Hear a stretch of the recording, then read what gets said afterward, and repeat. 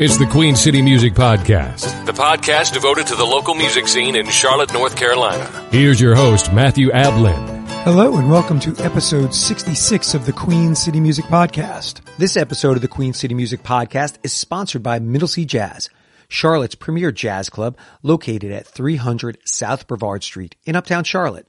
Stop in for Thursday night jazz jams, gospel Sundays every third Sunday of the month, or bi-weekly Wednesdays for Remember Wednesdays. But if you prefer, stay in for the evening and watch their Saturday night live stream, where you'll have access to the best performances Middle Sea Jazz has to offer. And if you want the VIP treatment, get a Baby Grand membership, where life takes you to a higher note. Tickets are now available for March 10th and 11th for internationally acclaimed pianist and composer Kiko Matsui. On March 12th, contemporary jazz saxman Ilan Trotman. On March 17th and 18th, Cy Smith performs with Rhythm for You Band. On March 24th, soul jazz flautist Althea Renee. On March 25th, there's two-time Grammy nominee Christian Sands and the High Wire Trio. On March 30th, Johnny Britt performs hits from his Marvin Meets Miles recording. And on March 31st, contemporary saxophonist Jakeem Joyner. And if you're in the need for a new instrument or accessories, head over to Midwood Guitar Studio, Charlotte, North Carolina's own boutique guitar shop located in Plaza Midwood. Midwood Guitar Studio not only has the finest selection in boutique guitars, but familiar names like Fender, Martin, Taylor, Two Rock, and many others. Whether it's a guitar, bass, amp, effects pedal, or a much-needed accessory, the knowledgeable and friendly staff at Midwood Guitar Studio will help guide you in the right direction for your next purchase. And if you're in need of some repairs to your instrument, Midwood Guitar Studio now has a luthier on staff. Visit their website at midwoodguitarstudio.com or stop in to see their unique shop at 1517 Central Avenue, Charlotte, North Carolina. This month on episode 66 of the QCMP, I'm speaking with Jason Hausman, who's an Emmy-winning composer, sound designer, and founder of the audio branding studio Hot Sakē.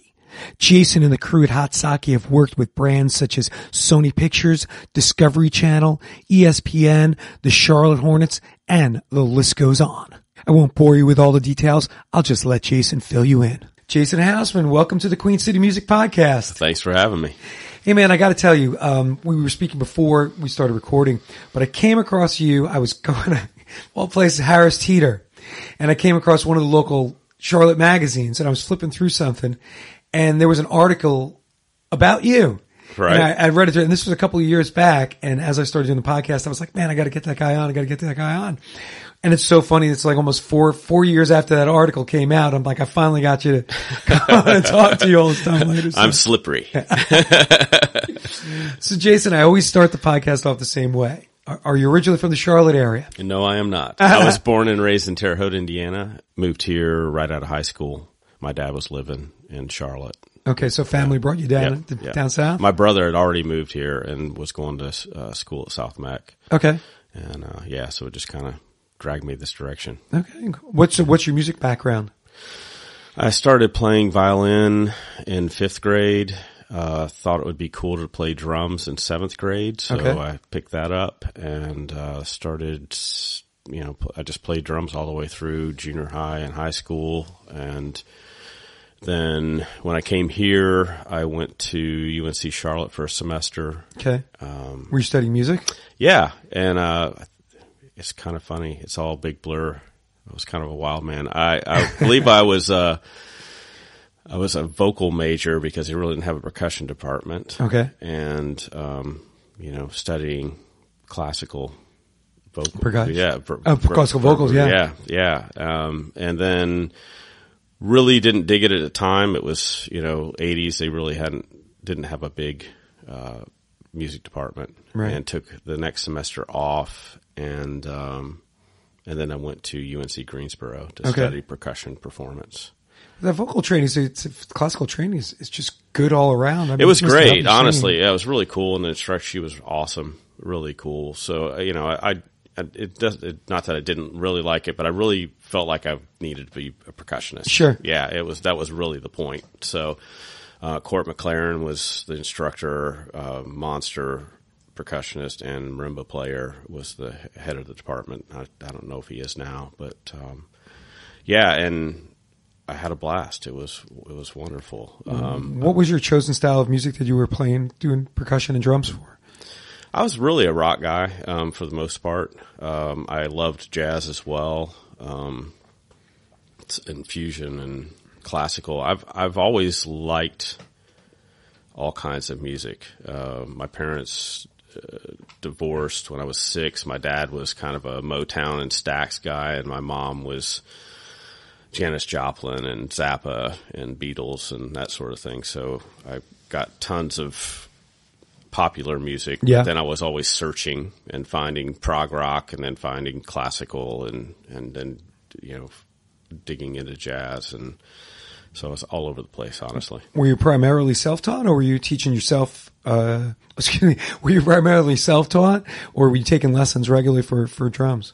Well, drums I was obviously learned through school, right? Marching band and jazz band and pep band and orchestra and all that. And then, fortunately, in high school, the main music instructor at my high school was a percussionist, okay, which did not suck. That was awesome.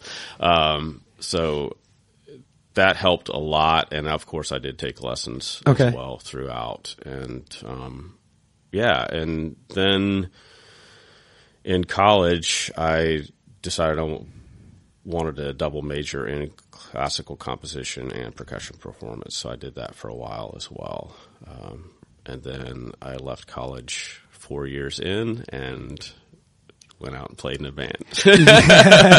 Did you retain all that compositional knowledge, given that you're now in the composition area? Yeah, I don't think I did, to be honest with you. I kind of had when I dove into the classical composition department, and they were asking me why all the time. And that's what they're supposed to do. And I was just kind of one of those rebel kids that,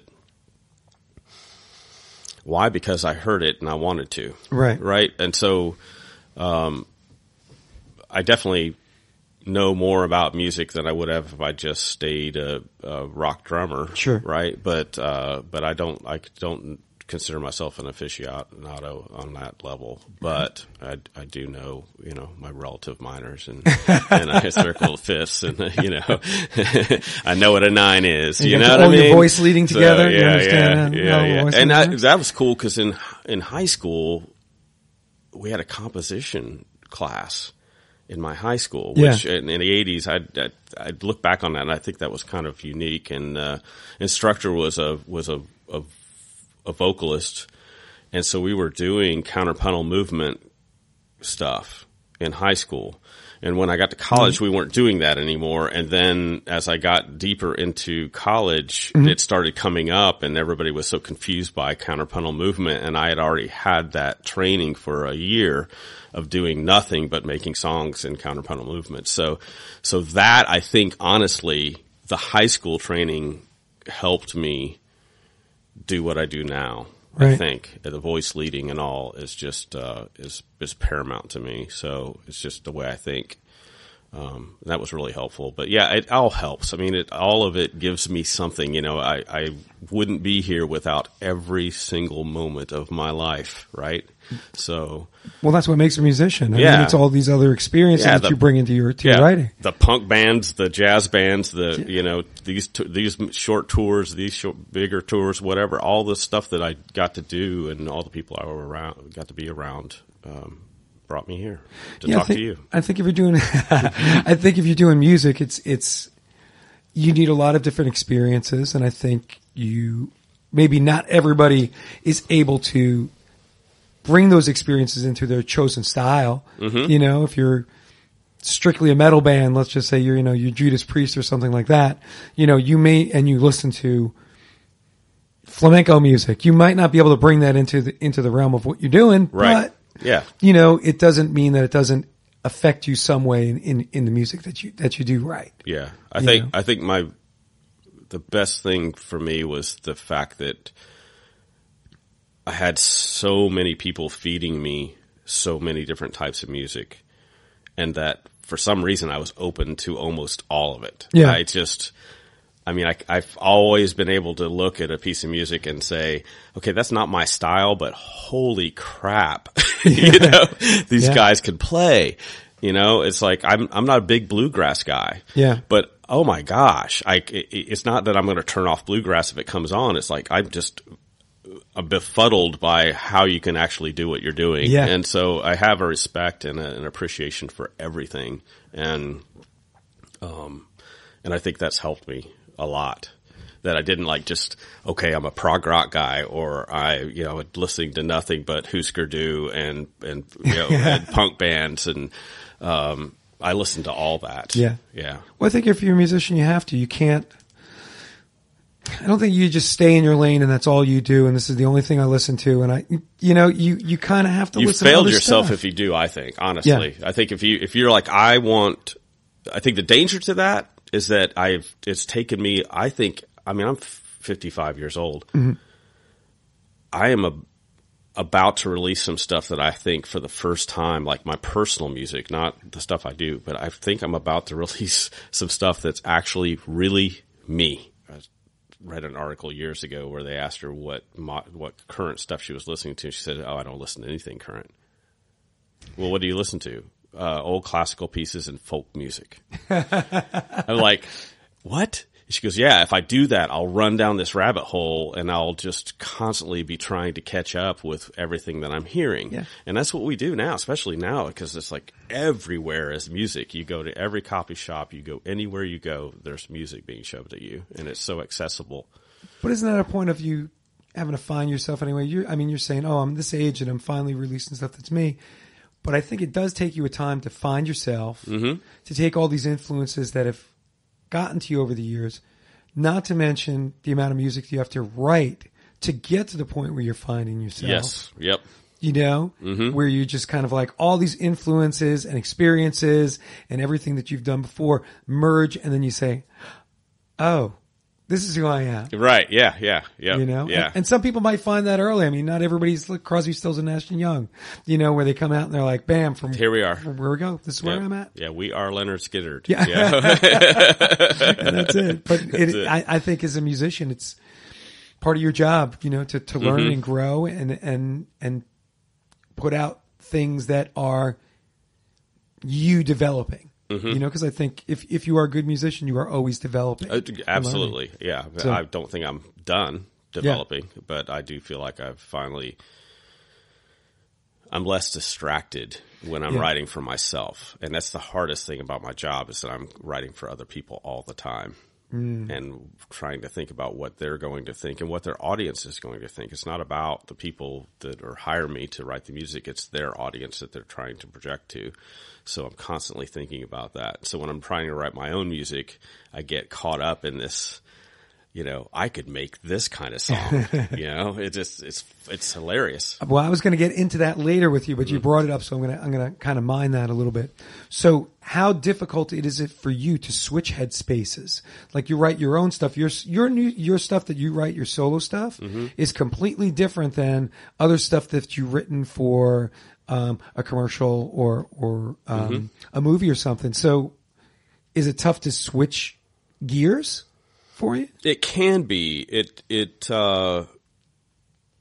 I will definitely say that if I'm in a space where I'm listening to nothing but Radiohead, right, or the Beastie Boys, or Nas, whatever it is, because I go down these rabbit holes in the way I listen, where I'll just listen to nothing but something for 3 weeks, and then I'm supposed to write this beautiful piano piece for a jewelry store, right? Yeah.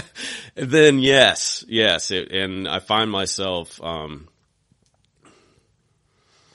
lot of times it takes me to sidestep a little bit. A lot of times it'll take me no time at all to write a piece of music for a client. Okay. But the 2 weeks I give myself, or 3 weeks I give myself, is time for me to get out of my headspace, my current headspace, and start thinking about what they need. And so through that process, those pieces of music usually just jump out at me like in the shower, and I'm grabbing my phone and singing all the parts into my voice notes. And if I try to sit down when I'm in those spaces of listening to tons of Radiohead, then something Radioheadish is going to come out. Right. And it's probably one of the biggest things that helped me with that was I realized that I was getting really tired of working in my space that I'd created for myself. You mean physical space? Physical space, okay. Because I was reaching for the same things and I was making the same moves because that's the easiest thing to do, right? Gotcha. You just pick up whatever instrument you're comfortable with or force yourself to pick up another instrument, but then you do the same thing on an instrument that you know how to do. Right. And so I was getting really frustrated with that to the point where I was questioning everything. I was almost kind of done. Yeah. And, a composer buddy of mine, Rob Podorf, really good friend from Charlotte area, or at least I know he came into his own as a composer here. Now lives in Tennessee. I called him and I said, "Man, I'm just losing it. I really, really need to figure something out here." And the space I'm in at Ground Crew Sound in that building is just a phenomenal space. I've found now that I just relish going back in there. It's just, let's go. But at the time, I was talking to him about it. He said, "Do you have a laptop?" I said, "Yeah." And he goes, "Man, just go to a coffee shop." Yeah, long silence. I'm like, okay. And he said, "How old's your laptop?" I said, "It's probably 4 years old. I'm about to get a new one." He goes, "Go ahead and get the new one. Get an badass external hard drive. Get a little MIDI keyboard. Go to a coffee shop and work." And I said, "How the hell am I going to do that?" He goes, "Just watch what happens, man." And I was getting ready to score PBS documentary with Naka Productions on the Shoshone-Bannock tribes out west, Native American tribes. And I had been asked to do it because they wanted something different than just the flute and bass. Gotcha. And deerskin drums. Almost more traditional. Which was a really intimidating process for me because I was excited about it, but at the same time I didn't want to step on the tradition of those instruments. Yeah. So that it was really fun and very fulfilling because I got to go to the premiere out there and got a lot of great feedback from the tribe. It was wonderful. Made a lot of great friends. Side note, right? But I ended up scoring, I would say probably 60% of that documentary at Not Just Coffee in Atherton. Which is I'm not proud to say it, but it's insane. Isn't that insane? That is great. Insane. And it felt so good. And then all the real stuff I had to perform, I'd just come back to my studio and then pick up things and really perform a guitar part or whatever. But like I got to go in there and take a bunch of Jim Brock's, Native American drum stuff that I had from him, and it just just getting all this stuff, flute stuff from a Grammy-winning Native American flautist, and it's amazing. I was going to ask you. You were saying you were scoring this film, and Jim Brock was on the podcast last year, and Jim mentioned how he had won an Emmy for this Sacagawea film that he had done, and he was playing drums on it, and he worked with a flat player. And I was going to ask What's funny about it is that was the same production company. He was willing to give me all his samples of all the drums that for this, because it was for the same production company, right? It's like, we'll get those. I got a bunch of samples from the flautist. So, and she said, "Yeah, that's great." Bam. I'm like, man, and so fantastic. It was really, then I just turned it into hip hop grooves. You know what I'm saying? So it's like, it's this modern take of Native American drums. And I actually went out and started seeking out hip hop groups that are Native American. And I'm like, holy cow. Wow. It was really cool. So I don't know. It was a really great experience. And I now actually kind of make it a priority for me to do that at least once or twice a week. I go to Enderley or to Not Just Coffee or Undercurrent or was a giddy goat. I just went to Giddy Goat and did some stuff just to get out of my space and kind of force myself to think differently. So I've got two thoughts as you're saying all that. First thought is, what a wonderful music community we have in here in Charlotte. Oh yeah. That the Jim and is so giving of his things that to help, a production that you're working on.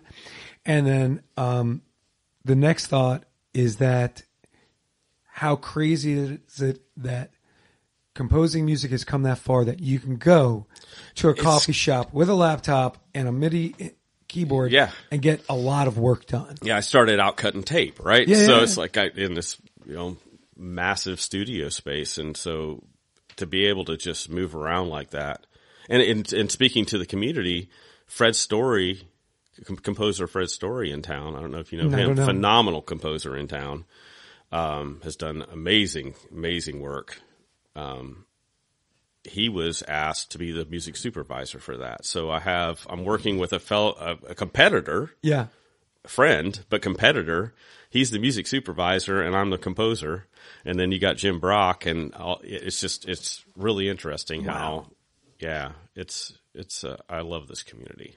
It is a really nice community. I mean, that's one of the reasons, of course, that I'm doing the podcast is there's so much going on in Charlotte. It's just, you kind of have to peel those layers of the onion to find out who's here. Yeah. And when you do, you're like, oh my gosh, I didn't know we had this going on here. Yeah. Which is a really nice thing to know.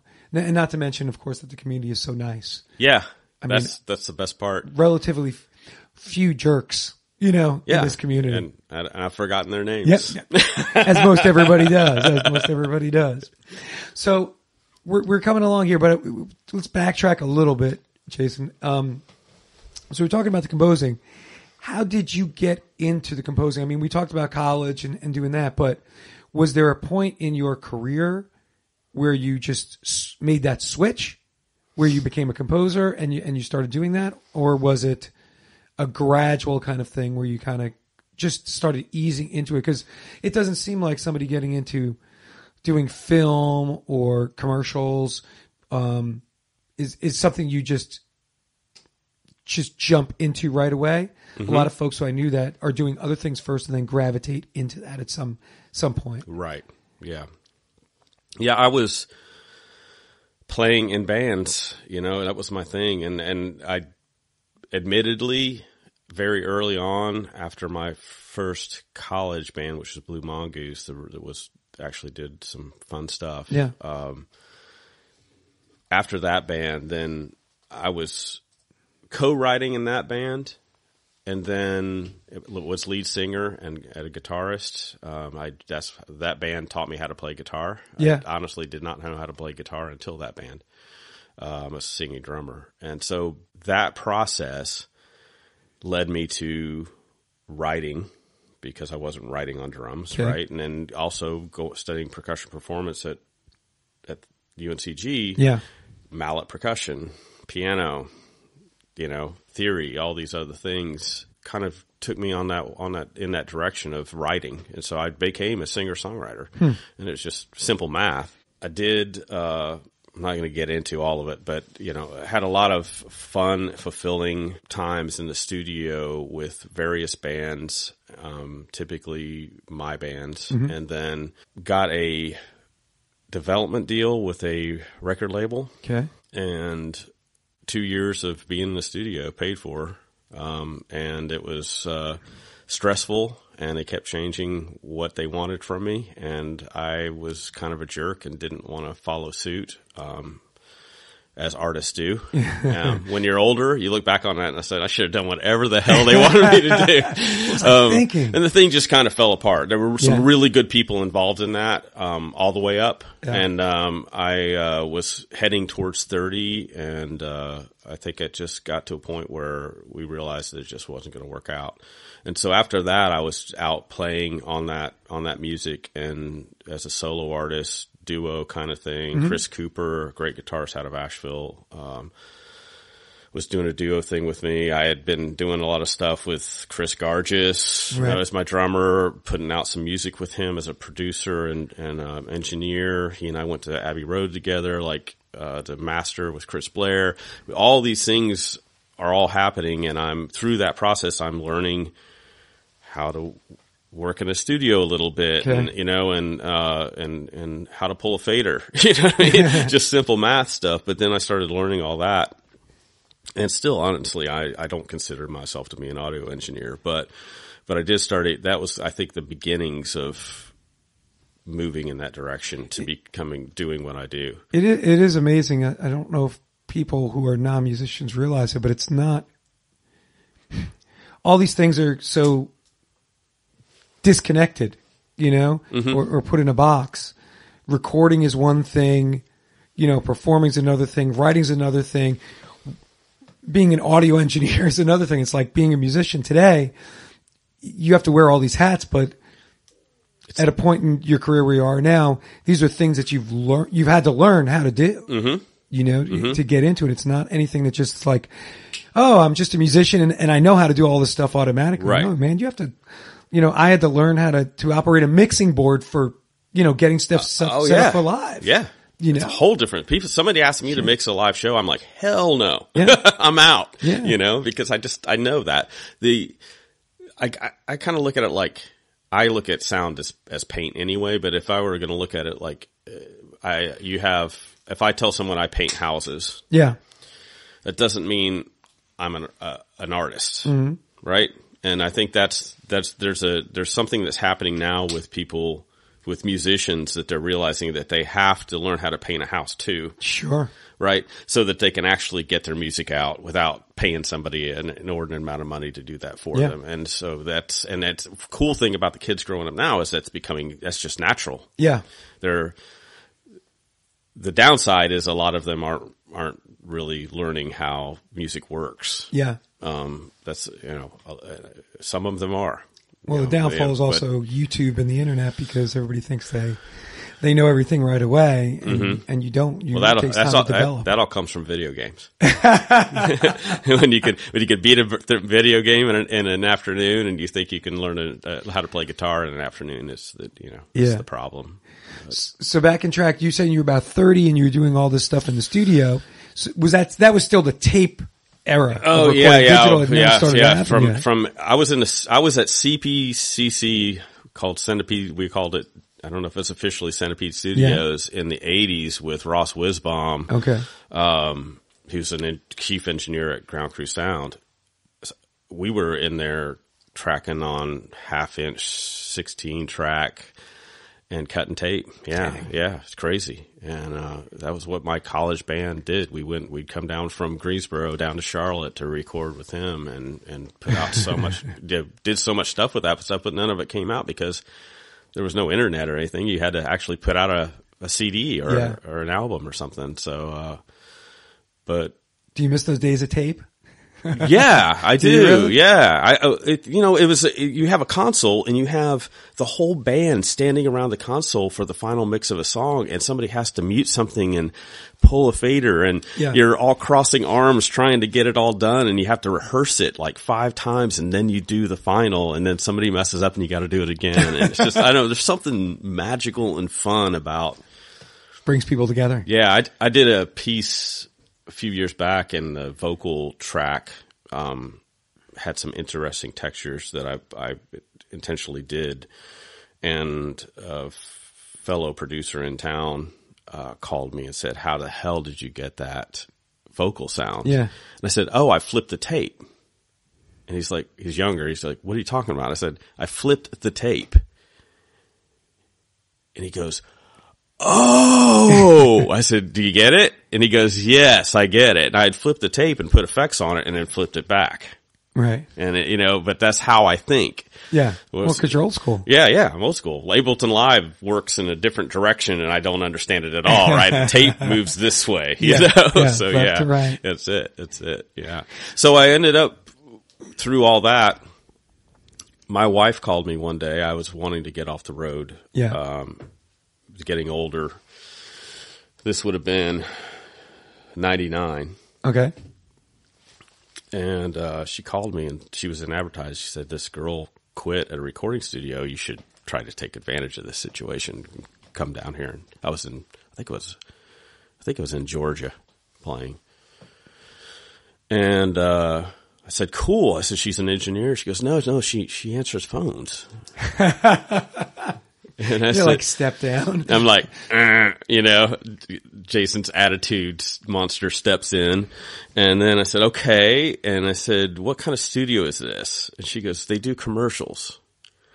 I said, you want me to answer phones at a studio that does commercials? And she goes, Jason, you know what you can do? Just put your foot in the door and see what happens. I said, okay. And those words right there changed my entire life. That was the beginning. I got the job, found, I won't even talk about how many tens of thousands of dollars of checks that had not been deposited in a drawer for like 6 months. And I organized their whole front office, got everything humming. I became operations manager. I became GM, and I was there 5 years. And we were doing stuff like Bad Boys with Chris Rock. We were, ADR for that. Joan Baez was in there one time. Mm-hmm. Henry Rollins was in there. I got to hang out with Hank, who is one of my hard punk rock gods. And, one of your heroes. Yeah, one of my heroes. And then we were doing commercials for NASCAR, So did you have that business side beforehand, or was that something you just kind of was on-the-job training? Yeah, my on-the-job training before that for business was being, assistant managers at School Kids Records and stuff like that. Record stores. Right. That's all I really, and a bouncer. So I don't know how that factors in. No, I think even little things like that, having that little business kind of, area, I think that all kind of, if you're in charge, yeah, it kind of gives you a little legitimacy, even if you've never done it, then it's a different story. But at some point, if you had points in your career at some kind of job, yes, that you had some, I'd had that, and then the bouncer thing teaches you a lot too. It teaches how to deal with people. Yeah, it's how to deal with people and to do it the right way. Yeah, and I was bouncer for 4 or 5 years at the Park Elevator, and so. Yeah, so I did that, and towards the end of that stint, I had really done well with it. I mean, I'd increased the income significant for that company, and by being GM, I didn't even realize at the time I ended up knowing every ad agency in town, and I knew the people at the Hornets, Bobcats, Panthers, NASCAR. Picking up those contacts. Just all those contacts. Yeah. Production companies. I knew them all. And being the GM, you're the guy who's putting out the fires for them. Right, you're the guy who's making sure that there's a lot of really nice catering when they come in, and and the race car driver has his favorite whiskey. I was that guy. So I kind of became the face of that company for them. So when I quit and started my company, I set up my studio on a Wednesday. I was gone on Thursday, and on Friday I was working. And that would have been... I formed the company in late 2004 and really opened up early 2005. And this is a Hot Sakē we're talking about. Yeah. All right, so Hot Sakē is a audio branding studio. Mm-hmm. I don't understand. Explain that to me. I don't know it. I mean, the audio but what's the branding portion of that? That's something new to me. So I came across it. I was like, I don't understand. So we started out as a custom music and sound design studio. Okay.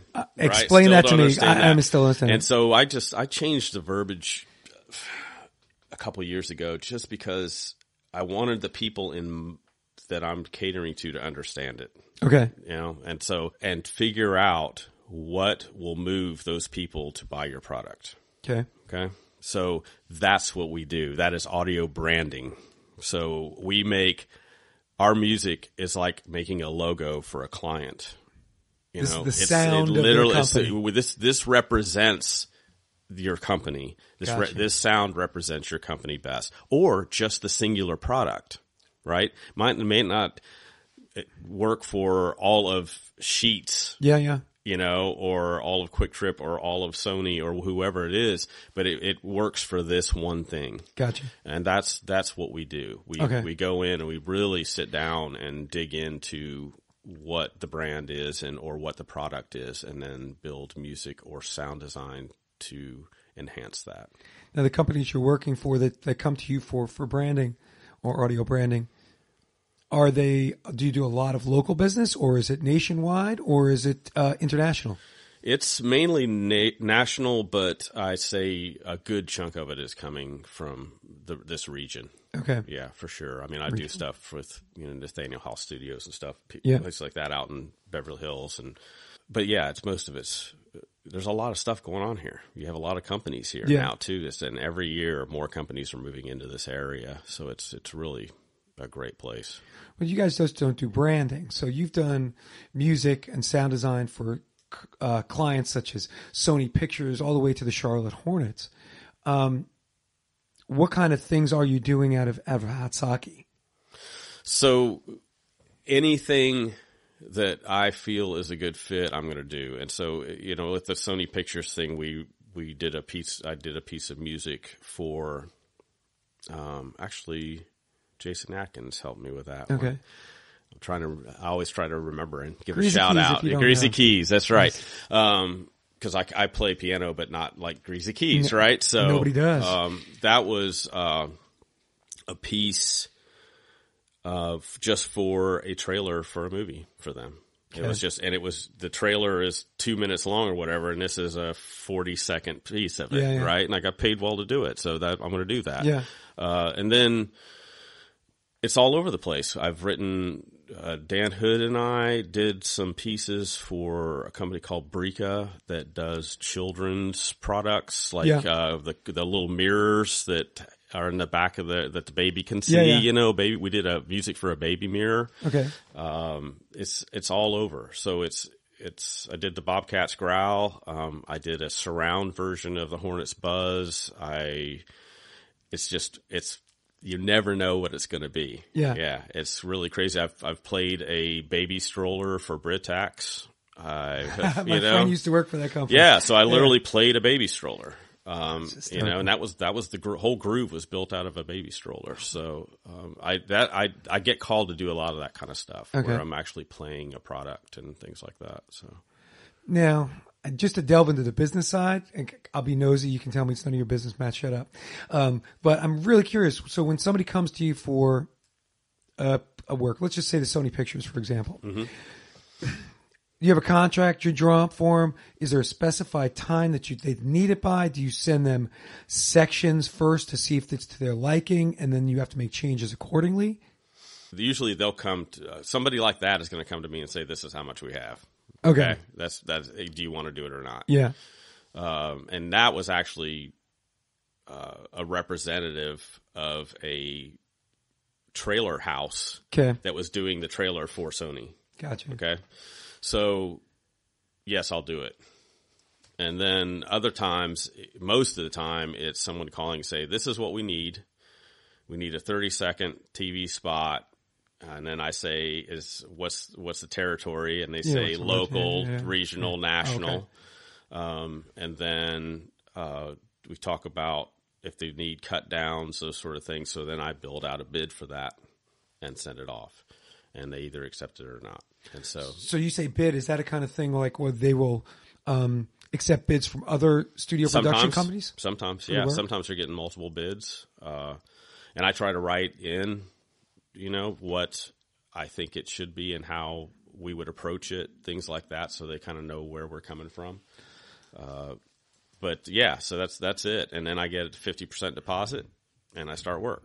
So just out of curiosity, and I've, just knowing as a musician, most musicians who gig have done this, where we undersell ourselves. When you started at your career, were you constantly underbidding yourself, knowing that you probably could have bid more for something? Oh yeah. That's definitely. And the truth is you in the beginning you probably should be underbidding yourself a little bit. I talked to some artists at CIAF, International Arts Festival. I was on a panel, and it was a really difficult panel for me because a lot of the people that were on the panel with me were artists that are constantly struggling to find funding to do things. And I'm in this weird space. And so, of course, I'm harping, don't undersell yourself. Right. If you're going to do this, make money doing it. Sure. Value yourself. But at the same time, my first job was a 30-second spot for, I believe, a local florist. And the guy asked me if I could do it and would do it. And I said, yes, if you'll buy me the MIDI keyboard to do the job. And that was my payment. Right. Yeah. And within 6 months after that, 8 months after that, I think I'd started Hot Sakē, and I scored 55 or 56, I think, shows for Turner Networks. I did the Bobcats Growl. I won an Emmy. It was like, I'm not talking a big Emmy, but an Emmy.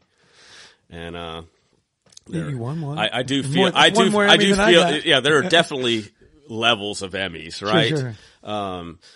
And I had no idea what I was doing, and if it wasn't for the community that I had around me through the job I'd had before, I would never have been able to accomplish it. Right. And to be able to call other composers and say, what the hell are they talking about? Yeah. And truthfully, if I hadn't had what little internet there was back then to be able to do searches and find out, I was just writing. I was just a yes man. I was like, can you do this? Yes. And then I'd find out how the hell to do it. It sounds like, I'm just thinking about things in the time period, because we're around the same age. I'm 52. Early 2000s, the digital age is just starting. Mm-hmm. Do you know? I mean, and young folks today, they wouldn't know. Like, we're probably one of those last generations that we remember before. Oh yeah. Like there was no internet. Well, in 99, not to cut you off, but in 99 when I started at J. Hart Production Audio, I went back into their dub room, and their dub room was reel-to-reel tape. So they were dubbing commercials onto reel-to-reel tape and sending it off to the radio stations in 99. So when I got there, I was like, why aren't you doing this on CD? And I converted them to CD, but they were doing Racing Country USA, which is a syndicated radio show. It's massive. Yeah. 600 stations, or 300 stations worldwide. Right. So, and they would send out 2 reel-to-reels for each station all over the world. Wow. Think about the process in that. It's real time. So I got them converted to that, and then that's how things were back then. Yeah. Like, I can remember just a few years before that, I was at a studio and they said, you want me to put this on CD for you? And I was like, what are you talking about? You want me to burn this to CD for you? I was like, you can't do that. I don't know what you're talking about. And they had this Marantz $5,000 CD burner or something. And I was like, I don't understand. You could just make a record right here, Yeah. It was just absolutely, so it's just, I was right. It was right in that range. Yeah. The difference between 98 and 99 range to 2005 even was just mind-blowing. Yeah. Mind-blowing. So you must have been just at that period of time, things are starting to, the whole industry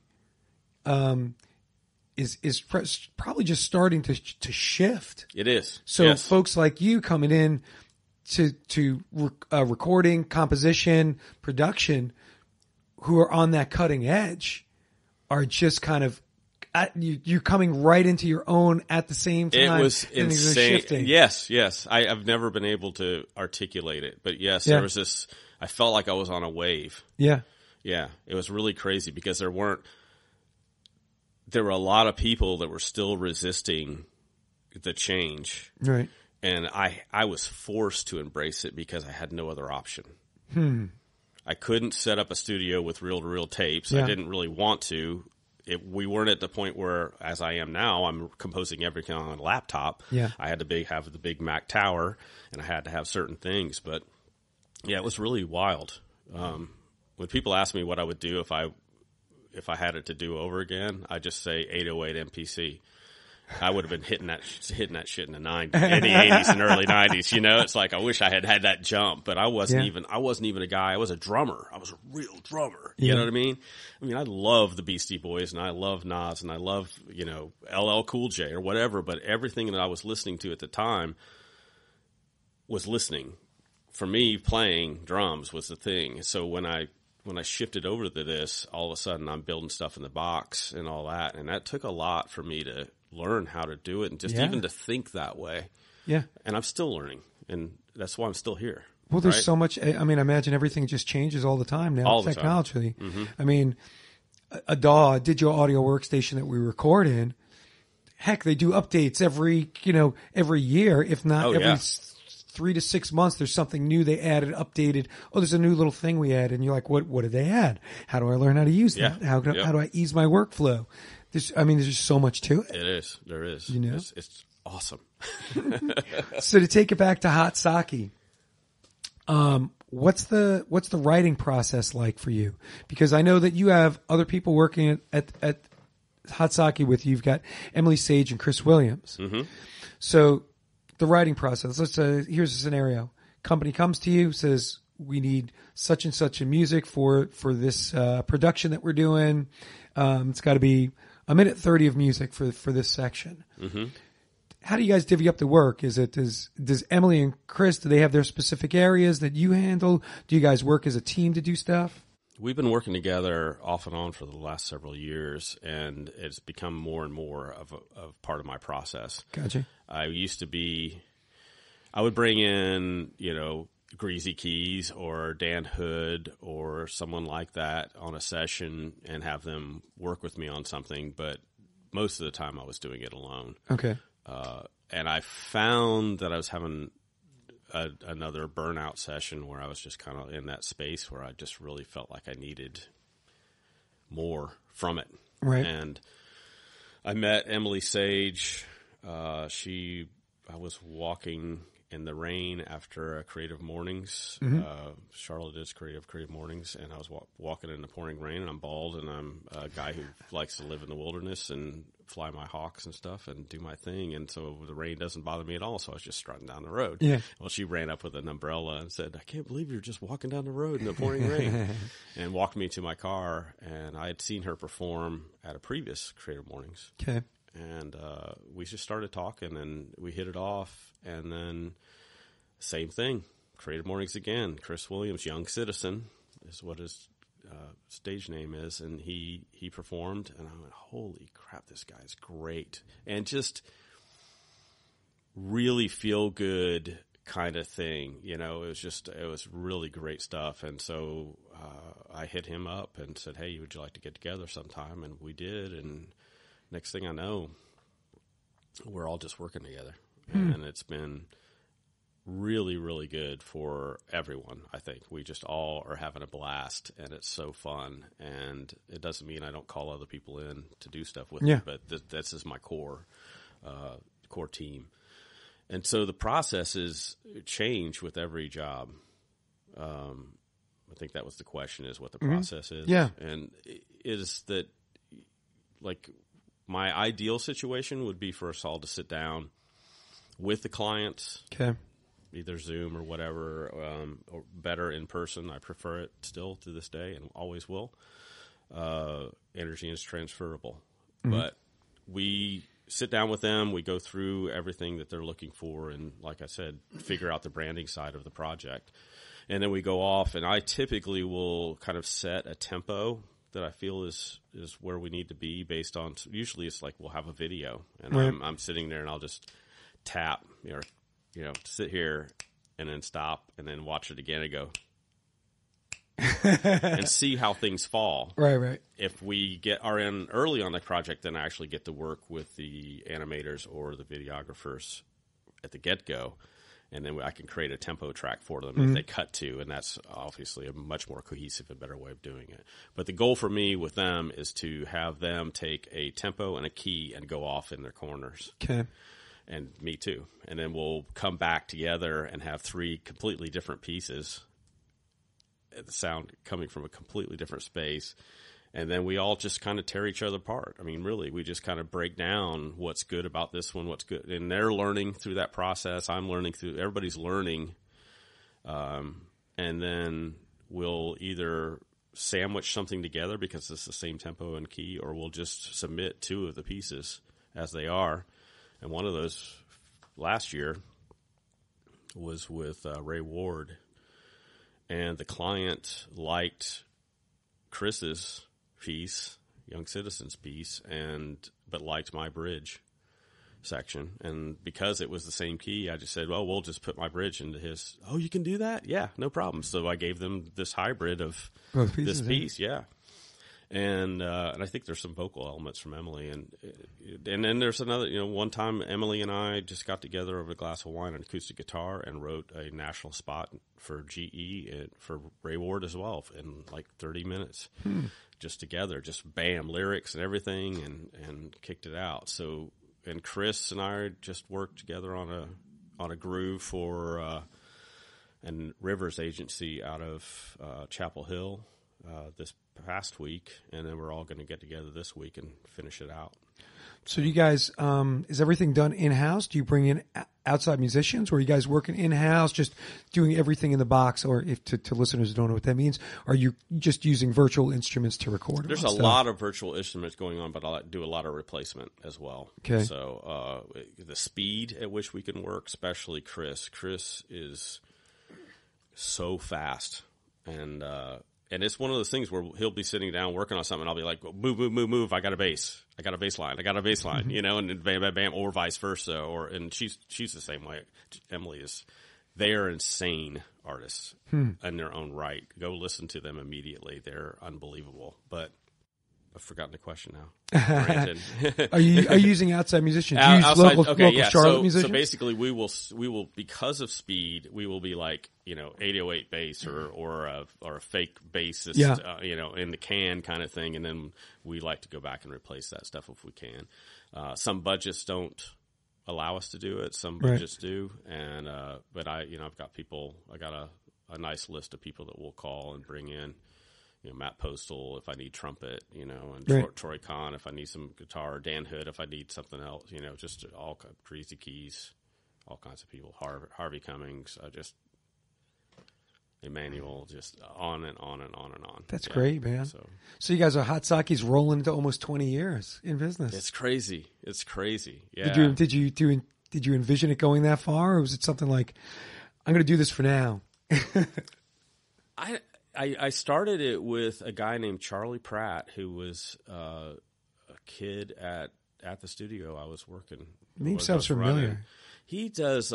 He's a phenomenal musician that doesn't do a lot of music. He produces. He's written several books. Mm-hmm. He builds websites. He's produced country music shows. He's just this guy that does everything. And that's what he wanted Hot Sakē to be. Okay. And I didn't. I wanted to be a boutique shop that did just incredible work on, and that was it was pretty cool because I can't remember. I think we were like 50. I think maybe I was 51%. He was 49% or something like that. I just kind of said, this is the way I'm setting it up. And when we figured out that he wanted to do all this other stuff, and I wanted, my clients were even asking that do that stuff. They're building websites, they're like, what don't you do? And that was when I started thinking this is a bad move. We need to narrow it down. Yeah, I said, we need to do something. He said, well, just meet me, have a dissolution contract, or you buying me out contract is what it was. Have a lawyer draw that up, bring it to me at Fuel Pizza, and we'll have some wings, man, and I'll sign it. He just leave all the numbers blank. Okay. I was like, shit. So this was a year into the company, and we had done really well. And he sat down, and he looked at it, and he put 0, 0, 0, 0, signed it, pushed it back to me. He says, I see you got the wings. Yeah. Wow. So, great guy. Very generous. Great guy. So I wanted it to be this company that was the best it could be at what I wanted to do. And that's the way I run it. And that's, and bringing in other musicians and having Chris and Emily working with me and all that, just, it makes the product better. And so I'm always trying to hire people. Plus I want to be a part of the community still. Yeah. I'm not in bands anymore.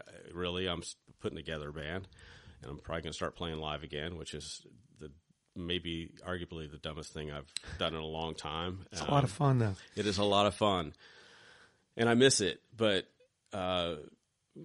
not contributing in that way by putting on a show and paying musicians to be at that show, do that show with me. I've always felt that I want to try to stay connected to those same musicians. Yeah. And to be honest, I'm not a great musician. I'm just not. And right. and I'm okay with that. Most of the stuff I write in my head and learn how to play it. And that's okay. And honestly, that's what makes you wonderful at what you do. I think that's what makes me good at what I do. Yeah. I don't let anything get in the way. I don't let that I should go here. should do that. It's just. If it's one thing I've learned in the many years I've been doing music, everybody has a different skill set. And not everybody, I have a friend of mine, and I talk about him all the time. He's one of the most amazing classical guitarists in the world. Mm-hmm. He tours the world, and he identified what he does as a laser-like scope of a living. This is what I do. Mm-hmm. This is I'm really good at it. Yep. He's one of the best, if not the best in the world, I will easily say. But he doesn't do all this other stuff. Mm-hmm. Yeah. And everybody who does music finds the things that they're good at doing. Mm-hmm. We all lament that we don't do these other stuff really well. Yes. But we're okay with it, you know? Yeah. I mean, I wish I could do this. I wish my ear was as good as I, wanted it to be, but it's not. Yeah. I wish I could just rip godlike blues lead guitar all day long, but I can't, I'm just not that guy. It's people, other musicians have asked me over the years many times how I get to do what I do and make the money I'm making doing it. Yeah. And usually my first question is how many events have you been to this week? Mm. And usually it's none. Right. And so my job is not just sitting down and coming up with a brilliant piece for an awesome client. Yeah. It's meeting people and glad handing and becoming friends with people. And I'm going to quote David Oakley from Boone Oakley, a great agency in town. And I will paraphrase because I don't know the quote, but he said that he likes to do great work with good friends or good people, and that's kind of been my mantra the whole time through this career of mine. Is that I want to do the best work I can for people I like. Yeah. And it's kind of a weird thing to say, but it's like I've given competitors gigs that I didn't want because the person and I we just weren't jiving. I could tell. It's not that they were a bad person. It's just someone that I just didn't jive with. And, and it's, but the key is for me is you can't, I guess if you're going to send it off to some sync company and you get lucky, that can happen. Yes. Yeah. But getting out there and meeting people, that's how I just got that big job with Blumenthal. It's I had two people at the same time said my name at exactly the same time to Tom Gabbard. That's the story that I got. So, but that's the music business, and I've said it before on this podcast. I'll say it again. The world is littered with talented musicians who never do a damn thing. Right. Yeah. Because they don't have. Musicians need a lot of different skill sets. Playing is like 25% of it. It is. You could be a great player, but if you don't have the skill set to have interpersonal skills, to talk to people, to show up on time, to connect, to really truly connect with a human being. Yeah. If you don't have that, then nobody wants to do business with you. Nobody wants to do that. And much to see your success. Well, obviously you're talented. Let's just put that to the side. And then on top of it, you have a good business acumen, if that's the correct word. And then on top of that, you have interpersonal skills to be able to talk to clients that they like you and that you're able to put them at ease, that you are able to give them what they need, right, or what they're looking for. I mean, that is huge. There must be a bunch of production companies that have failed because the person might only have talent and doesn't have the other things that go along with it. Yeah. So, again, we musicians lament the things that we don't have. Right. Yeah.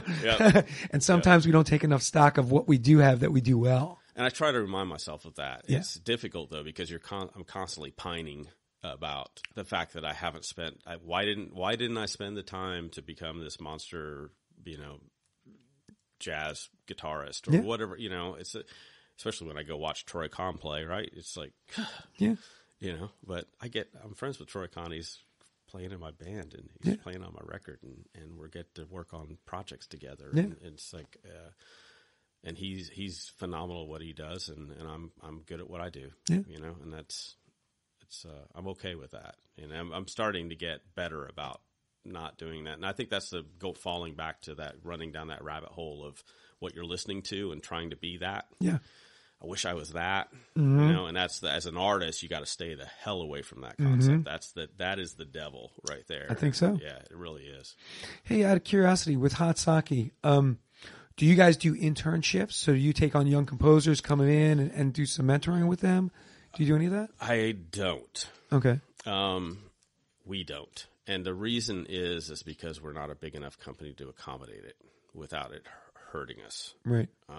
And it sucks, to be honest. It's really, that doesn't mean I don't go out and speak at Winthrop to students and I don't invite them to come take a tour and talk to me about what I do. It's or high schools or anything. It's just internships are an interesting thing. People think that a non-paid internship is kind of a crappy thing, but the truth of the matter is any company who takes on an intern is spending way more money in time on that intern than they're ever going to be able to pay that kid. It's like if they do it right. Yeah, if they do it right. And so I can't take on I've had one intern in the time I've done this, but I do have an open door policy on. That doesn't mean you can't just stop by. You can't just stop by.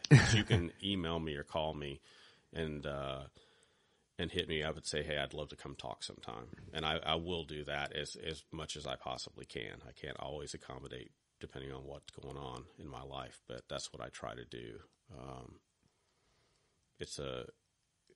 We don't have the time to properly invest in someone, and it would be a really bad move to do it. Yeah. Now, you've been doing, since we talked, Hot Saké's been going on, you're almost 2 decades deep in this field, doing this. And we were talking a little bit before we started recording. The industry started to change, and there's like almost seems like a glut in this industry. Do you see a lot more musicians, let's just say, getting out of live performing, going, oh, I'm going to get into sync licensing. Oh, I'm going to try to work on this aspect and write film scores and do you see that happening? Oh, yeah, more a and lot more? of it. Yeah, it's happening. It's become a big thing because everything's commercialized now, right? Right. So I write music for commercials. Yeah. And now everything's commercialized. Yeah. So everybody wants to get into that. And there are a lot of people killing it. Doing great work. But it's like we were talking about before the show, it's kind of like music. You can do your album and you can throw it out into the nether and say, okay, here it is, everyone. and you don't even get an echo back. Yeah. And that's I'm certain that a lot of people trying to do what I do are having that problem. Yeah. Because they're trying to go through some online service or something like that. And that's where I say to them, get up, get some cool clothes on, whatever you call cool, and go out and meet people. And tell them what you do. Get a real business card, Don't hit my phone with your phone. Get a business card that's cool and looks good, shows them that you care. And hand out cards and talk to people. Go to events. Go to creative events. Go to anywhere you can go and just meet people. And I think building from a community up is a lot easier than throwing stuff into the massive world of digital and hoping somebody notices it. I'm not saying it's impossible, but I think that convincing someone next to you that you really, really want to do this and you love it and you will do it for whatever to get started. It's impactful. Yeah. I mean, I think musicians are just looking for new ways to make money, especially given the industry has changed so much in the last decade and a half. I mean, it's just crazy. And everybody's like, how do I do this? And then, you're fortunate or I'm fortunate being, gosh, it makes me cringe saying it, elder statesman at this point. Mm-hmm. Like we've been doing things for a while, so we have some experience doing it, but you've already made a name for yourself. So you're already established. And of course that goes, you have to, maintain that. Oh yeah. Oh, that's more work than actually getting the gig, honestly. Yeah. But I mean, younger guys coming in, they don't have the name recognition that you might already have. Yeah. So it makes it a little bit tougher, I think, for the younger generation coming in and figuring out how they're going to do this. And it makes it difficult for me because there's so many people trying to do it, and there are a lot of young people out there that can, like I say, wipe the floor with me. Yeah. And I spend a huge amount of time making sure that I know how so-and-so got that sound on that new hit that I can't stand. Right? It's and there's a lot of stuff I do love that's coming out right now, but I'm constantly researching and working on my own chops all the time. So if I didn't do that, then you become outdated. Yeah, instantly outdated. I mean, that's the thing. Is the way music is moving right now, I have to keep up month by month. It's a big deal. See, you're saying that, and that's interesting to me because in one aspect, I know it's moving and it's changing, but in another aspect, I see it really has stalled. And things haven't changed as much. Right. People keep reaching back into the 80s. Yeah, it's a big one right now. Yeah, You're digging nostalgia. back into you're hearing that everywhere. Yeah. But that's the thing. It's like that's so easy for me, right? I Right. grew up in the 80s. Yeah. So when that hits, when the weekend hits and Tame Impala hits, I'm like, oh shit, hell yeah! Now that I get to go, oh yeah, well, what elements are they using, and which ones did I like that they aren't using? Is that something I should use, or is that going to come across dusty? Right. Right. So it's complex. It really is. And it is changing because of our short attention spans. Yeah, I totally agree. I mean, things like TikTok and changing the way we think about things. Something hits on a commercial or something hits somewhere, or some new hit, and then everybody's just running in that direction. So, but you're right in that they are pulling back from older material. There's a lot of that. And then you have throwback stuff coming in like Silk Sonic. Yeah. I don't know if you've heard Silk Sonic yet. Anderson .Paak and No. Bruno Mars. Unbelievable record. Unbelievable. Highly recommend it. I'll have to check it out. And Black Pumas. I have not been up on my contemporary music. Yeah, Black Pumas and Silk Sonic are two of my favorite records to come out in the last couple of years. All right. Fantastic. I'll write it down and check that out. It's throwback soul. You will love it. It's really good stuff. Uh-huh. So Jason, what do you got coming up? You've had so many projects recently going on. You had this project at Blumenthal we were talking about a little bit before. Yeah, so that was for the Charlotte International Arts Festival. I can't speak. Yeah, that was for the Charlotte International Arts Festival, and an artist, Amanda Perrer, out of Australia. Okay. She creates these art pieces. They're statues, but they're held up by air. So they're these big, made of like parachute material. Okay. So a couple of years ago, Charlotte Blumenthal brought in her bunnies, which are these massive 25-foot bunny. It's really cool, and they're lit up at night. And they were bringing in a piece called Man, which is kind of based on the thinking man. Okay.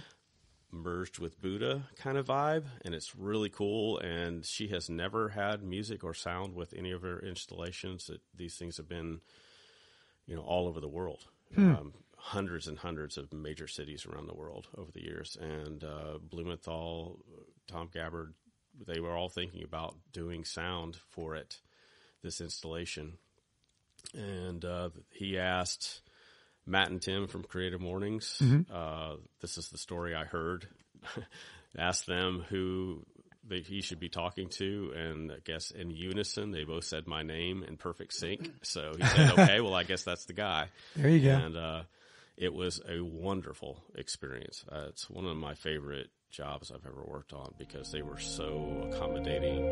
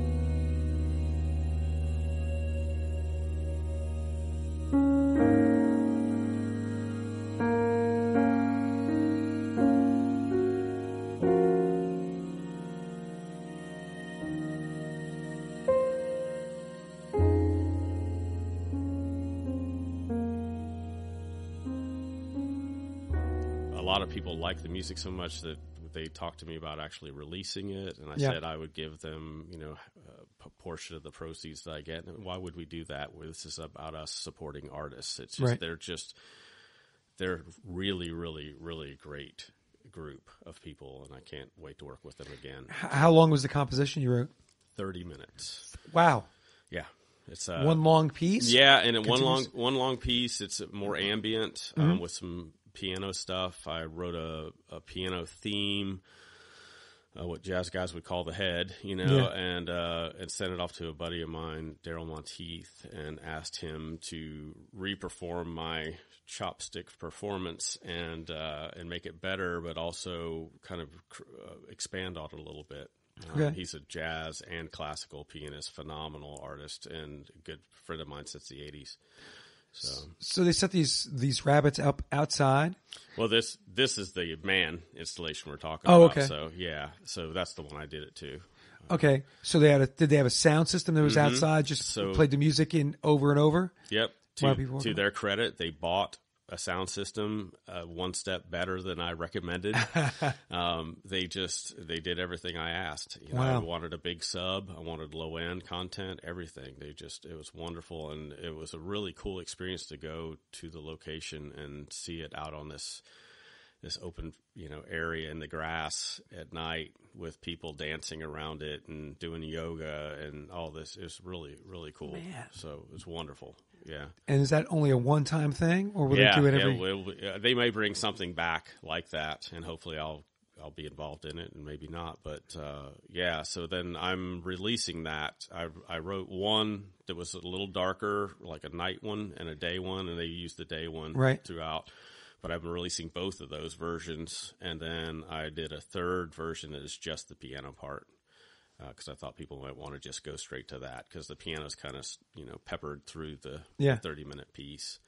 And that's coming out on the 17th of February. Nice. Yeah, and then on the 10th of February, I'm releasing another series of 30-minute pieces for an art installation at Winthrop University with artist Tamara Lavala. Desejo, ordem, progresso, trabalhar, sedução, manipulação,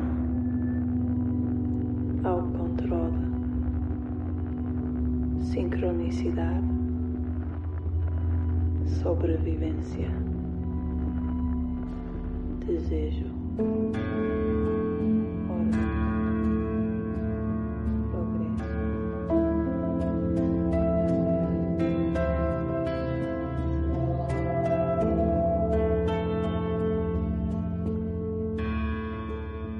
Can you tell me about that? Yeah, so that piece was for the main space in Winthrop's gallery, and the other piece I made, Desert, was actually for a film that was created that was played upstairs constantly, continuously, which was a really cool piece. But this one was for basically anybody coming in and looking at all of the art downstairs. You had this piece running and looping, 30-minute piece. And so that one I just kind of sat with her, and there was a lot of neon and things and a lot of the art and that sort of thing. We just kind of sat down and talked about vibe, and she gave me some examples of things, and I gave her some examples of things that I like, and we kind of came to a space, and I just started building a piece, and ended up being 30 minutes long. And I like to do that because it gives me control over. If you're going to be there, sometimes you're going to be there for 5 minutes and walk through and leave. But sometimes you'll sit, and look at the art and really feel it. And I want it to be something that didn't repeat too often. And it turned out really neat too, because Winthrop, the composition department, asked if they could perform over the piece at one day during a lunch period, and people came by and watched them perform over my music, which was really neat, which created a whole new friendship with more people. Did you get a recording of that? No, I didn't. I don't know if they did either. I think it was just one of those things. Yeah, spontaneous, and it's off in the ether. I actually have a snippet of it on video, but maybe I can. That would sound send pretty that cool. over to you so you can hear it. Yeah, man, I'd love to. I'd love to. So, Jason, as we start to close things out, man, what things you have coming up? We've got this podcast will be coming out in March. You have some things you're working on by that time? Yeah. I've got a bunch of commercial work I'm doing we are doing right now, which I'm really excited about, and then I'm actually working on a new record. So I'm planning to release a single called Shortwave that will feature Troy Kahn on guitar, and I think Ashley Chambliss on backup vocals, artist out of Asheville. Cool, phenomenal singer. So. Is it in the same vibe of your other solo material? Yeah, it is. Yeah, it is. It is. But for me, it's kind of just, I sat down with Joe Kuhlman over drinks a few months ago, and I don't know if I should say this in front of anybody, but I'm going to. I'm going to open myself up a little bit. We were going through a lot of stuff, talking about Chris Garge's passing and just a lot of things. And our development as people since we've known each other. Mm-hmm. And it's a really cool friendship with that guy and a lot of trust. But he actually asked me, and it was pertaining to being on stage. He said, when was the last time you were, authentic, I guess, on stage? And I instantly answered, and I said, never. And it was so easy for me to say never. Mm-hmm. That it really hit me. It was like an anvil, like it's like crazy. Holy shit, Yeah. Why did I say never? And I walked away with that. And he just looked at me and said, he goes, you might want to think about that a bit, and that got me back to what we've discussed, is going down those rabbit holes of trying to emulate and try to better yourself to be better like that person is better and all that. And it really sank in, and that's been several months ago. And like 3 days after saying that, I wrote 2 songs back to back that are arguably my favorite songs I've ever written. And that's great. And truly just came out on an acoustic guitar and just happened, and the vocals came out almost as immediately. There was a melody. Immediately the vocals were there. All the lyrics were there. It just kind of poured out of me. And it took me weeks to figure out what they were about. And I realized that I thought the first one was a love song, and I realized it was a letter to my mother who passed away last year. It's just like, and growing up in the time that I did with her and the Cold War and the 80s and all the stuff. And it's called Shortwave. And I'm going to be releasing that one real soon. I'm just really at a space where I realize everything I'm writing right now just feels authentically me. I hold that voice skyway. To know you were never here.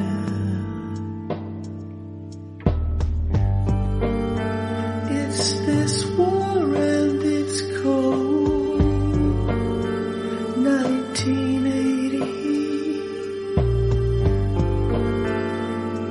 I lie awake to hear you breathe. You've spent a career doing music for other people. Right. Absolutely. I mean, although you've released solo stuff in between, of course, but you've spent your career to like, this is what I'm doing to make my living. Yeah. And as fortunate as you are to do it, there's certain things when you're making a living. Yeah. Even if it isn't music, you have to kind of put other things to the side to focus on this and get good at that. And what's crazy about that is, truthfully, that's my superpower, right? Yeah. Really, it is. It's like to be able to look at something and say, okay, this is what the sound you need for this product. Exactly. And these are the places I'm going to get that vibe from, and I'm going to create this for you. And that, when, like my last record, Failure, there are some good songs on that record that I like. Mm-hmm. I'm not ashamed of that record, but at the same time, there are some elements to it that are me kind of it's a backlash reaction to what I do every day. Yeah. Does that make sense? Yes, absolutely. Yeah. So I think the records that I've been putting out over the years and the music I've been putting out generally is me just trying to kind of almost fight back on what I have to do every day, which is crazy. You know what I mean? And I love what I do, and that's the cool part about it. But this new stuff is just me just opening myself back up again. Sure. Which was really cool and cathartic. I think that's a difficult thing most people not realize, or maybe some musicians might not even admit, is that, like, you know, there's, even for me, I teach kids all day, and I love working with my kids, and I love what I do. Mm-hmm. But there's also that part of lamenting, you know, like, I wish I could spend my time doing this now. Oh, yeah. You know? Yeah. Because, look, you do a career, 20 years, it's a long time doing one thing. It is. And because we're in the music business, it doesn't make it easier at a certain point. It makes it more fun to do because you're doing it and you enjoy it. But it is still a job. Yeah. You know, you still have to show up, and you still have to have your product, and you still have to do what you need to do. Whether it's me teaching in the classroom or you talking to clients and giving them what they require for them. It's part of what you do, and you may not always be 100% authentic. Right. And the biggest thing for me is this, what I've learned over the years, it's not what I'm doing, it's how I look at it. Yeah. Right. And I mean, that's really what it all comes down to. Yeah. It's like there are tons of people out there that say they give anything to do what I do. But there are also a lot of people that it's like, I would never want to do that. Or they call that selling out. Absolutely. Right. It's all in perspective, and it's finding a way to look at your life and realize the good in it and the good things that you are doing and leverage those, and the things that you are good at and leverage those things. And it's a hard thing to do. I will say I do take point with those people who sit there and say you sell out, because they don't realize what goes into something. Most of those people sit there and say somebody sold out. They're not doing it. Mm-hmm. They're doing something else. Mm-hmm. So, you know, there's that classic video of Jason Newsted talking about Metallica. Mm-hmm. You know, and somebody said, "Oh, Metallica sold out." And he goes, "Yeah, we sold out every night we play." Mm-hmm. Yeah. You know that Sellout album is the only Metallica album I like. Yeah. I'm not a big Metallica fan. I'm not a big heavy metal fan in general, you know, unless it's like a ballad by Scorpions or something like that. But it's like, it was never my thing. But when that record came out, it's like, damn, there's some catchy shit on this. Yeah. You know, it's like Chili Peppers. I mean, sorry, they're monsters, but they're also catchy. Mm-hmm. You know, and the truth of the matter is, you can't expect a musician to stay that same musician that you loved when they were 18 or 19 years old. That's the biggest thing. It's like allow people to evolve. Yeah. Yeah. Stevie Nicks has grown up. She's past, you know, she's over the stuff that happened in Fleetwood Mac, you know, 40 years ago, because she's grown up. She's had more experiences that she wants to write songs about. Robert Plant is a perfect example. Oh, there you go. Oh my God. New Robert Plant. Oh my God. Yeah. Don't even get me started. It's more than a whole lot of love, isn't it? It's just so good. It's so good. And he has matured. He has developed. He has gotten better, which, how does one of literally the gods of rock get any better than that? And it's astounding to listen to some of the stuff that guy's putting out. Yeah. So, I mean, in that aspect, you have to learn and you have to grow, and sometimes, you know, even us mere mortal musicians, you know, we have to kind of find our lane, do that, make our living doing it, but, you know, find those other times when we can be creative outside of that to keep us fresh in what we're doing every day. Yeah. And I feel very fortunate that I still get to do this and on any level. And that, you know, I've dug ditches, I've sat in a cubicle, I've done electronics repair, I've been a bouncer, I've worked in record stores. You know, I've done it. I've done a lot, but even any time I was doing any of those things, my main drive was music. Yeah. You know, it was always music. And unfortunately, my youngest is a photographer, and a phenomenal one. He's graduating from Montana State University this semester, and already has opportunities. He's that good, and I'm glad. But my oldest just did the dumb thing and became a musician. So he's got a new band together and getting ready to start rolling on that too. That's awesome. So, yeah. But I have a hard time with him just because I'm always trying to produce his stuff. And I've learned to back the hell away. If he comes and asks me for an idea, I'll give it to him, but I try to stay away from it. Got to let them develop into their own artist. That's it. He has to find what he's good at. Yeah. You know, and that's it. That's really what it comes down to. So, Jason, if we want to find out, well, hold on. I'm going to, before we even finish that up, we've been talking about a lot of stuff. I'm going to get out of music for a second. Yeah. Just because I know, following you on Instagram, you are more than just a musician, of course, but the hobby of falconry. I got to find out how you got into this, because the only way I even know about it is I was watching Mountain Men one time, and there was one of the Mountain Men went to visit his brother, and his brother was a falconer. Falconer. Yes. I guess is that the terminology? Yes. How did you get into this? My mom, I was always stepping back quickly, all my early year school yearbooks had teachers writing in them saying you're going to be an incredible zoologist, an incredible, scientist, all this, zookeeper, whatever, because I was bringing in animals in the classrooms to show and tell, and snakes, and I had alligator, I had all kinds of crazy stuff growing up, and I was way into that. And my mom took me, I'll paint the picture.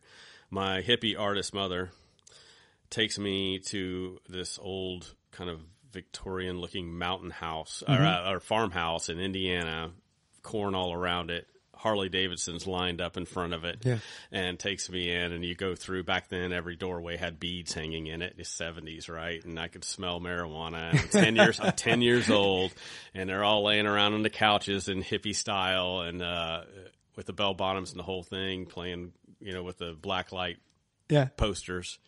And I'm terrified because I don't know any of these people, and they're all talking to me, and I'm just kind of like standing there super shy, and I'm right by this stairwell that goes upstairs, and she goes, "I'm going to hang out down here. You go upstairs."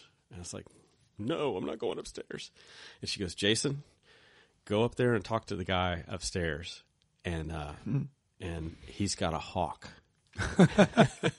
And I'm like going up the stairs to the second floor, going up the next stairs up to this little turret room up there with a dormer window and all, and I run up, and there's this dude, quintessential 70s hippie guy, thin, no shirt, cut off blue jeans, tattered, and long hair, and just hanging there with an acoustic guitar on his bed, cross-legged, singing some song or something. I roll and I go, all right, God, I've forgotten his name. It's like Jimmy. You got a hawk. Yeah. That's what I said. I said, "My mom says you have a hawk." And he goes, "Are you Jason?" And I said, "Yeah." And he goes, "Oh, your mom's Diane." I said, "Yeah." And he goes, "Oh, nice to meet you."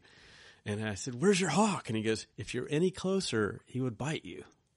And I turn, and it's probably 3 or 4 feet away, but there's this T-perch with this red-tailed hawk with its foot up, with its head cocked sideways, just kind of eyeing me in this instead of this dormer window. And he just let me hold the bird and this, and we went out late, went back again, and we went out because it was summertime then. We went back in the fall, and he caught a rabbit with this red-tailed hawk. And I was just like, oh my God, I'm going to do this now, right? And they had the falconers had actually written all the new regulations in like 77, and that all started then, so it's all regulated. I just missed the cusp where I could just legally go out and trap what they called vermin. Okay. You were allowed earlier than that. They had bounties on raptors. You could bring the claw of a raptor in that you killed and get a bounty for it. It was 50 cents or whatever it was back then. So the perspective was just totally different back then. But they had changed that, and the falconers helped do that. And anyway, he told me that I had to get permitted, and I had to be 14 to do that, and I was 10. And he said, by the time you're 14, man, if you want the truth, you're going to be looking at girls more than you are hawks or any animal or boys or whatever, and said you should wait until you get settled somewhere in your life. And, of course, as a musician, when is that? Right. Right? So when I started, I always wanted to do it. And when I had read all the books and done all that stuff and crazy things, and I ended up, when I started Hot Sakē, I decided I didn't have the time, but I had control of my time, and I wasn't going to be on the road anymore, and all of that, and so I went online, and something I didn't have back then, right? And I went online, and North Carolina Falconers Guild, and they're having a summer workshop in 2 weeks, and I went and talked to a lot of really great people, some jerks, and told me I shouldn't be doing it, and just took a look at me and said, you shouldn't be a falconer, kind of thing. I guess I didn't have enough camo on, but that's you're not falconer material. It's not a great description because it's not that kind of community. I'm being funny, but I met a guy named Ben Gibson, man, and he took me on. You have to have an apprenticeship with someone for 2 years. Mm-hmm. He recommended a guy here, Darren McCrew. And Ben Gibson was in Goldsboro, so he co-sponsored me. Mm-hmm. He didn't want to be that far away from me, which is it's a really cool heritage sport that's been going on for thousands and thousands of years. And it's massive in the Middle East and Europe. It's not as big in the U.S., but it started in Mongolia 6 to 10,000 years ago. So it died out during gunpowder and in the Middle Ages and stuff. Kings could have a white gyrfalcon, but if anybody else was caught with a white gyrfalcon, you'd be beheaded. It was like kings and queens kind of thing, and became an art of royalty. And now it's just the common man going out and training a bird to hunt with them and their hawk and their horse or whatever else they're working with. And so it's magical. I've got a male golden eagle that I had to get special permits on top of my master falconry permit to acquire. So it's not just falcons, of course. No, it's I've flown multiple falcons, peregrines, gyrfalcons, Aplomado falcons, things like that, and then I've flown a lot of red-tailed hawks, goshawk, and then I now have a golden eagle and a red-tailed hawk is what I'm flying right now. Yeah, so that's amazing. My youngest became a falconer. He was in the woods with me since he was 3 years old and became a falconer. They dropped it down to 12 years of age as a requirement. So when he was he was the second 12-year-old in North Carolina to become a falconer. But that didn't stop you from training him. Like the age doesn't matter. Oh no, you can train somebody, but they can't. He was out there with. I have pictures of him when he was 12 years old, holding a massive brand new red-tailed hawk straight off the trap, like it was a wild red-tailed hawk, and he's just petting it. It's in shot, it's just like he has no fear. It's just because he grew up with it. Yeah, it's really cool, and it's all about a bond to me. We're only allowed to trap juvenile birds, raptors, because 80% of all juvenile raptors die in their first year. Mm-hmm. So the government kind of looks at that and goes, well, you're probably saving a life. And I will say every bird that I've trapped has been riddled with parasites or, damaged eye or something, they were going to die. And it's a byproduct of what we do, but it's not why we do it, obviously, but it's a really nice byproduct. Right. And so I'll fly current bird I have. I've been flying. This is the second season. I'll probably fly her one more season and release her. I've flown birds up to 6 seasons and released them, and they're much better off because they've gotten their training wheels off. And right. They know how to hunt and fend for themselves. So it's a really cool hobby. So it's just out of curiosity, is there a bond that develops between bird and falconer, as much like, your dog or your cat or something like that? Yeah, some raptors, like Harris's hawks, they actually hunt in packs in the wild, so they're pack animals, but most raptors are singular. They pair up, mate. They mate for life, but then even when they're done raising the kids and they leave the nest and they're gone, then they fly off and go migrate and do their thing and then come back to the same place and do it all over again. So they're really loners. So there is definitely a relationship, but they don't think like pack animals. So there's no reprimanding. Everything is positive reward systems, which really helped me with my kids. So, and that doesn't mean buy them something to get something, but it's just it's like wolves will bump each other on the shoulder when the other wolf does something good. It's that kind of thing. You reward them for things that they do right. So that's how you train them. Amazing. Yeah, it's cool. And, I've released birds that turned around and flew right back and landed at my feet. So it's interesting. I've had other ones I let go and they don't look back. But that's the crazy thing is I decided to release that bird so I know how to get them in a state where they know they don't need me any more than they'll go. Right. But when I release them to hunt, then I whistle and they come and land on my glove. It's pretty nuts. Yeah. Got to have a life away from music. Yeah, that's it. And that's my reset. It is absolutely I've had a struggle over the last couple of years because I'm working so hard at Hot Sakē that I used to hunt 3 to 5 times a week kind of thing. And now I'm a weekend warrior kind of falconer. And I've always don't like that. And, I've struggled with actually putting it down, but I can't. When I go out for 3 hours in an afternoon and I'm running through the woods with my dog and my hawk, and I'm not thinking about taxes. I'm not thinking about what job's coming up or anything. It's just it's very zen. Sometimes you just have to put all that to the side. It's awesome. And enjoy so that you can come back to what you love doing. Yeah, and I couldn't I made a pact with myself when I started Hot Sakē that I wouldn't play on a stage for 5 years. And that was very difficult because I show up at a gig and, Josh Daniels like, dude, come on up, or something. And I no. And so I did that. And when I did that, then that's when I was diehard into the falconry thing.